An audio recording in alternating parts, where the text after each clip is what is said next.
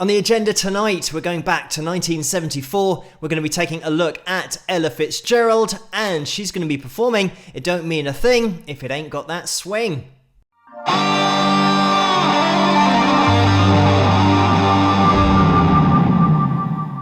Hello, Phil here from Wings of Pegasus, and welcome to another analysis video. If you enjoy this video, please give it a thumbs up and subscribe.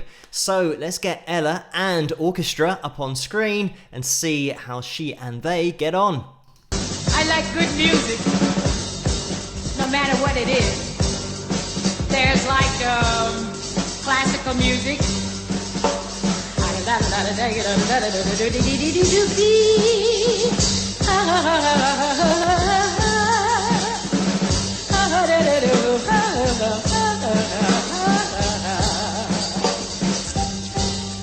And there's the Count Basie style of music. Count Basie swing. One more one. Then of course there's the genius, the Duke of Ellington.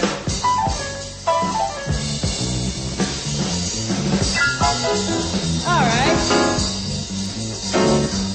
Then, of course, there's the country and western. I know you all know that. Yeah, you need a rubber. Why give me Peter? I don't want it. Yeah. Enough of that. Then, of course, there's you know what they now call the Soul Train music. You dig it? Hear what I said? Hey now. Yeah. Oh well. The whole point I'm trying to get through to you is, you know, it don't mean a thing if it ain't got that swing. It don't mean a thing, all you got to do is swing. Makes no difference if it's sweet or hot. Give that rhythm everything you got. Oh, it don't mean a thing, all you got to do is swing. Give me that melody, give me that music. Make it sweet. I gotta have music. I gotta have melody. Just as long as it's complete.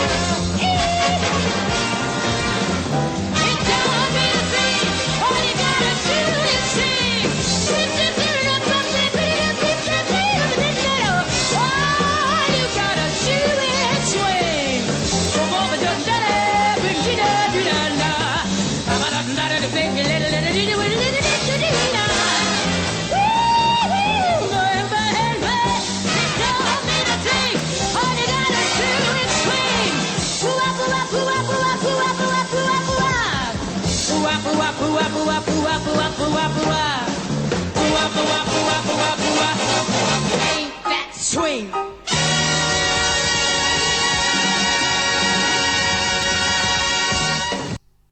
And there we have it. As always, the link to this video is going to be in the description below, so you can watch it again there if you want to. But the reason that I left in the beginning of the video, where Ella is just going through different vocal stylizations, but also different genres, and it shows her mastery of her vocal cords, being able to apply her vocals to any different style and genre.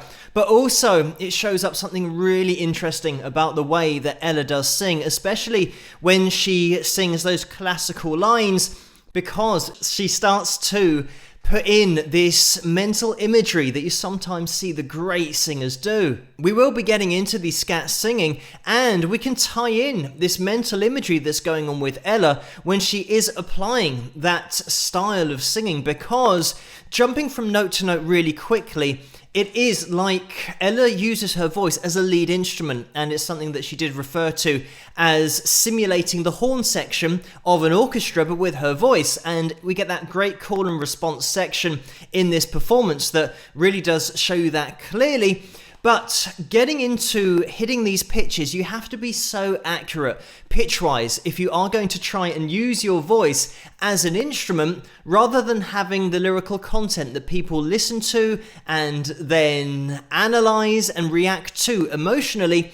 Here, we're hitting these pitches right between the eyes, and you have to be so accurate in order to do that. But bringing it back to the mental imagery, because it's something that I'm sure you guys have noticed before with singers, where they might close their eyes or they might have their eyes open, but they move their hands in very particular ways. And when singers sometimes go very high in their vocal range, they touch their first finger to their thumb, which is all an imagery that they're using in their head to think of their vocal cords having a very light connection in order to get up to those higher notes. And we've got that with Ella, but also with her pitches that she's hitting, like I said, so accurate. And the closest thing that I can relate this to is, imagine a guitar and you've got your fretboard, and you know for a fact that on the 5th fret of your low E string, that's going to be an A. That's going to be the note that it's going to sound if you just fret in that position. And if your guitar's in tune, it is always going to be in tune. It's always going to give you an A.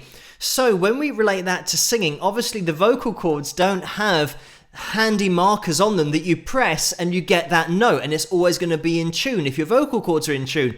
It is something that singers imagine a scale in front of them, and the higher up the scale, generally the note, the higher the hand gets. And it's great with Ella because we get to see her go down her scale, her visual scale that she's using in her mind in order to hit these notes exactly where they are. It is something that you can start to look out for across many different singers. And interestingly, sometimes when you're watching a very technical singer, and when I say that, I'm referring to trills and very quick vocal runs. Of course, Ella here is doing this. You'll find sometimes they have their finger, and while they're doing a run, they'll just be dotting in the notes that they're hitting. Another thing to point out about this performance in particular is the way that the orchestra are obviously looping around this intro, going through these different genres, while Ella then sings in that style, but showing how switched on Ella is when we get into the song, because at around 1 minute 58 to 1 minute 59 in the video, you'll see that Ella is about to jump into the song, but she's a bar early. So she goes, and then gets into the song. And it's something that you won't particularly notice unless you're switched onto it. And you can see that Ella, by jumping in there, is going to be 1 bar out. It means that the orchestra aren't going to be starting yet. So she knows it, and nobody would have noticed it. This is the thing that I always say in these videos about top level performers. They always make mistakes. Everybody does, because everybody's human. But the great performers cover it so well that you don't even notice it. And people would just take that intro as a vocal ad-lib. The great thing about the scat singing that Ella could perform was the way that she extemporized with her voice. And it's exactly the same as listening to an instrumentalist and relating this to guitar.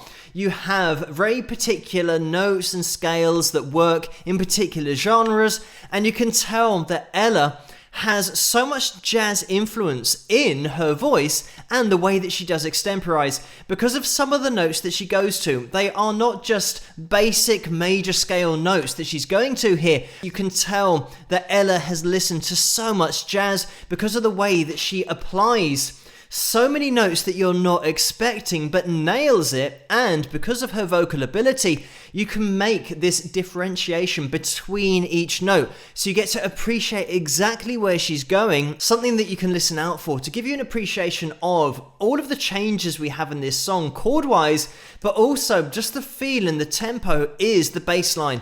And whop that bass up if you get a chance, because you can hear these constant eighth notes going on, which means that for every bar, which is 4 beats, you're getting 8 notes in that bar. So it means that we're constantly double time with the bass, and some of the runs that are going on, so impressive to listen to.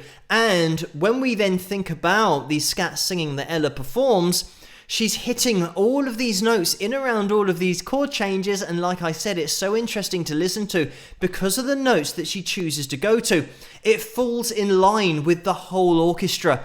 It's not somebody singing who is a pop singer and doesn't really know about jazz, so they're just singing safe notes. She is all over this progression with her vocal extemporizations. When talking about Ella's voice, she's already demonstrated in this one video that she's got the ability to sing so many different styles and in so many different ways because she has total control of her voice, and that's chest voice, head voice, vibrato, stylizations, being able to hit these notes right between the eyes, holding notes for days if she wants to, great breath support, and you name it, she had it. And it's something that has no weak point. So listening to her singing, this is a great example of the ability to totally change your performance with something like Summertime, for example, and the difference between this composition and that composition. But yet she nails everything that you want to hear in the 2 separate compositions, even though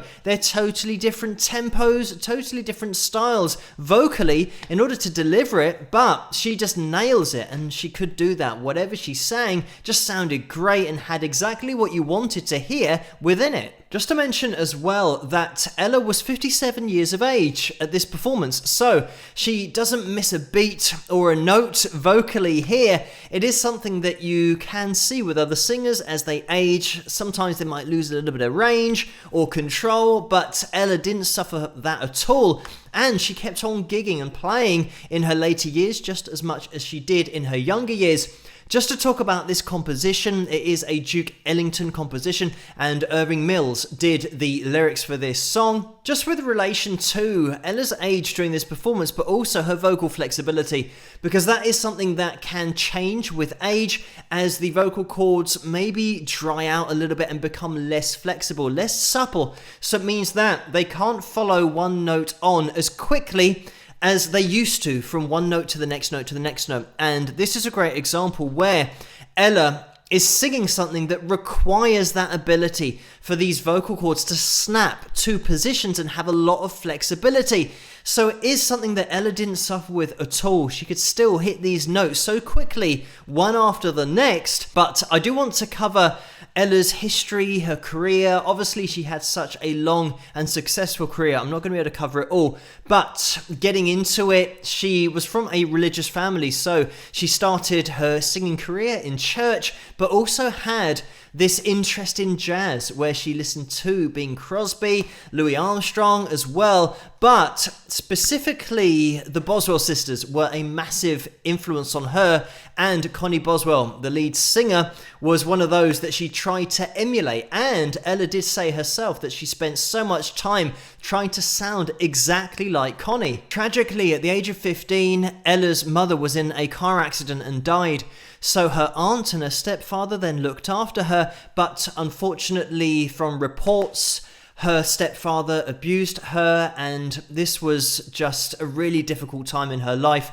Unfortunately, at school as well, all of her grades went downhill. She was a model student up to that point, but then she started skipping school. She was then a lookout for a brothel. She also had ties with the mafia and worked as a numbers runner. The authorities did catch up with Ella, and she was placed in the Coloured Orphan Asylum, and that was in Riverdale in the Bronx. But due to overcrowding, she was then moved to the New York Training School for Girls. In 1934 is when she entered an amateur night competition at the Apollo Theatre, and she was going to dance, but there was another dance act that she saw and she thought they were better than her, so she decided to sing. She ended up winning the whole competition. Due to winning this competition, Ella should have been performing at the Apollo Theatre for a week, but that didn't materialise, and the reasons given from what I've read was that they didn't like the way that Ella looked or the way that she dressed, and she wouldn't have had any money at this point, so she wouldn't have looked particularly smart, but I'm sure there were other reasons